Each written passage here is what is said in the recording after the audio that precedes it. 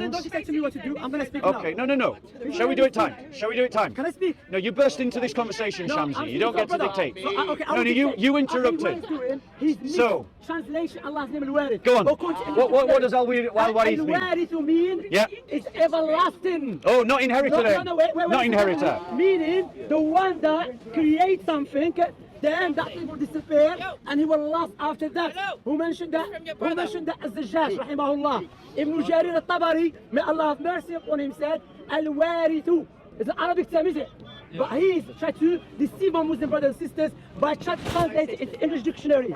Al-Warith means someone that creates something, then make it disappear, and it will be everlasting. That's the meaning of Al-Warith. So what he did, he mistranslated it. Do you understand that? I finished his argument. Take care of yourself, bye-bye. Now see, Shamsi's running away again.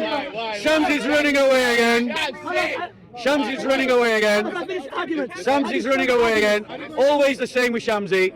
So, ladies and gentlemen, I just want you to remember this point because later I'm going to interrupt Shamsi, but he'll be complaining when I do. So let me just pull up.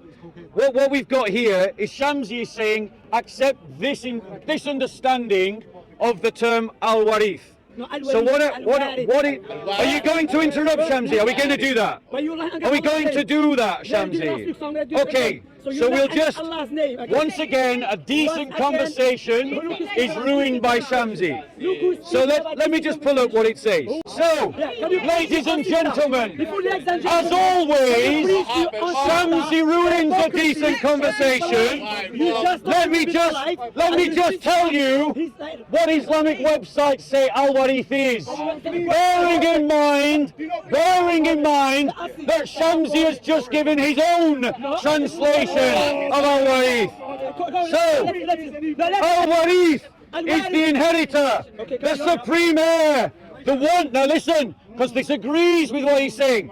Listen, the one who remains after all creation has perished. So the translation given is inheritor, is supreme heir. But ladies and gentlemen, how can you inherit nothing? The Islamic term, al-Warith, presents a fascinating yet deeply problematic theological issue when examined textually and etymologically.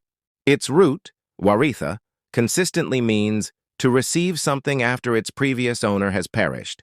In the classical lexicon Lisan al-Arab, Ibn Manzur defines al-Wiratha as the transfer of something from the dead to the living.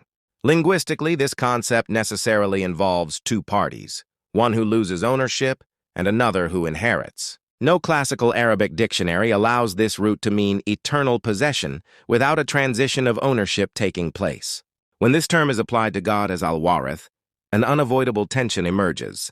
If Allah is the inheritor, that implies the existence of another who previously possessed something, and that ownership has now passed to him. Yet in Islamic monotheism, all things belong to Allah from the beginning. Nothing ever truly exists outside his ownership. There is nothing for him to inherit, because nothing ever escapes his possession. And here lies the paradox. If Allah inherits, then his being becomes dependent on creation itself, as though his ownership is not eternal, but only completed once creation perishes. But if everything has always belonged to him, then the word waritha loses all meaning. Classical commentators like Ibn Kathir attempted to resolve this contradiction by redefining al-Warith metaphorically. They wrote that it does not mean one who inherits through the transfer of ownership, but rather the one who remains in possession after all else has perished. This, however, is not derived from the root meaning itself. It is a theological reinterpretation crafted to protect the doctrine of Tawheed from implying that God depends on the changes of creation. As a result, the literal meaning is sacrificed for the sake of doctrinal preservation. From an apologetic standpoint, this exposes a critical weakness. If the Quranic language must be redefined to fit the theology, then its authority no longer rests on divine revelation, but on theological necessity. The concept of al-Warith ultimately reveals that the Quran portrays God using human categories, a deity who undergoes a change of ownership, waits for things to perish, and then inherits them. This is not the depiction of an absolute and eternal God, but of one shaped by the limitations of human language and understanding. This is what the translation states. The one who remains after all creation has perished, the one to whom all things return, the one who has everlasting ownership. It comes from the root, which means to inherit, to be an heir, to be a survivor, to be the owner or sustainer after someone. Now, why do I need to shout? Because as you've heard, Shamsi can't shut up. But watch now, when I interrupt him, how he will complain. Finished. Go on. Finished, yeah? Okay. Ask him why he's tired. No, bro, he's not tired. Bob doesn't get tired. Bob doesn't get tired. He's absolutely right. Bob does not get tired. No, you have to give it to him. His voice is loud. But doesn't mean it's right. That is That true. doesn't mean it's right, sister. And neither does talking a lot either. If you notice. What do you notice? Watch. Ikhwa, please. Oh, be quiet now. Be quiet now. Shamsi's talking. Be quiet now. Shamsi's talking. But he was okay to interrupt me. Bob, when he was speaking, I told him to stop as well. When he was speaking, did I tell him to stop? Yes, because only he wanted the right to interrupt. No, I'm speaking to You interrupted me constantly. Because you know how to pronounce it. So I what? have to correct you. It's Allah. I don't believe in Arabization. Anyway, my brother, when he was speaking to you, did he mention that to you? No. When he was speaking to you, did he mention all the other meaning? No. See what he was doing? Was it a lie? No. He was mistranslating it. Did he mention the inheritor? No. Now he's going to ask me, he thought I made it up. No. Who said that? Abu Ja'far Muhammad ibn Jarir Tabari. Who is he? One of the head and the teachers and the sheikh and the scholar of tafsirs who existed 300 years, 1,000 It comes from the Arabic root, which means to inherit, which means to survive, which means to receive. That is from the Arabic. Who was one of the early scholars of tafsir. I haven't denied any of this. No, I made it up. So take it back. No. What I'm pointing out is that you are selective about your translation. You're selective about your translation. So now, let us read.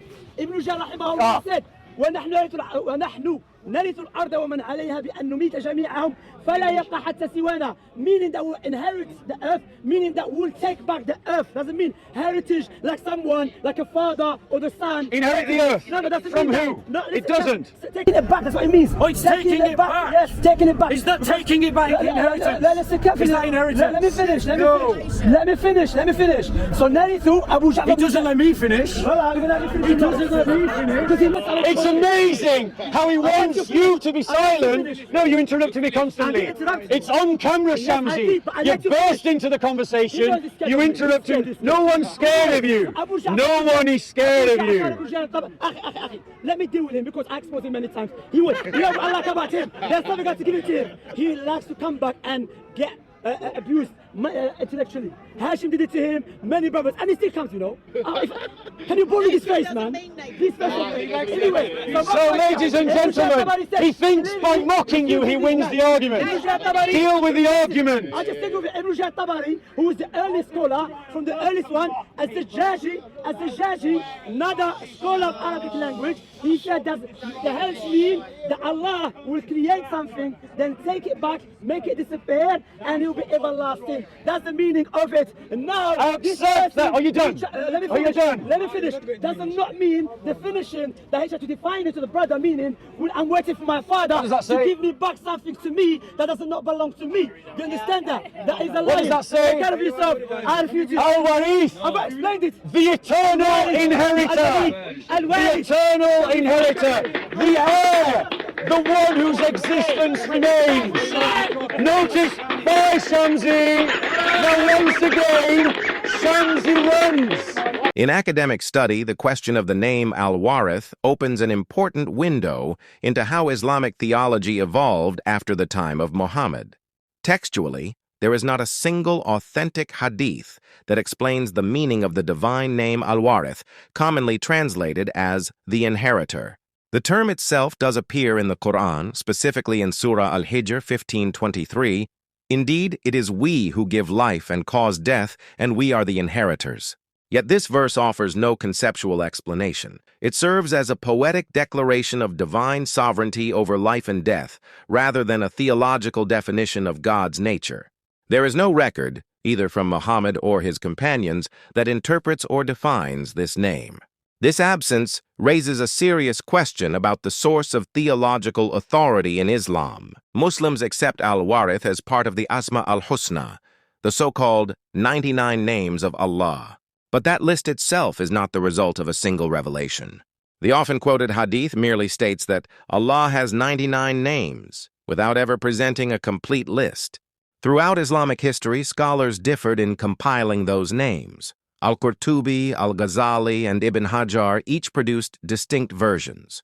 This demonstrates that the compilation of the Asma al-Husna was a process of ijtihad, a human exercise of interpretation, not a revelation directly fixed by the Prophet. Here lies a theological paradox. On one hand, Islam teaches that all truth about God must come from revelation. On the other, it is the post-prophetic scholars who define the meanings of God's names. In other words, the Islamic theological system that is now considered orthodox is the product of human interpretation developed long after revelation had ceased. This leads to an unavoidable question. If revelation was already complete in Muhammad's time, why do the meanings of God's names depend on the elaborations of theologians 2 centuries later? This brings us to a fundamental contradiction within Islam itself. Muhammad rejected all forms of bid'ah. Every innovation, he said, is misguidance, and every misguidance leads to the fire. Yet the entire framework of Islamic theology, ilm al-kalam, Islamic philosophy, and even the classification of God's attributes is the product of post-Muhammadan innovation. From the era of al-Ma'mun in Baghdad onward, Muslim scholars engaged deeply with Greek philosophy, and from that engagement emerged rational categories such as substance, attribute, and will. In other words, Islamic theology was shaped through an intellectual process that by its own principle would have been considered an innovation that was later legitimized.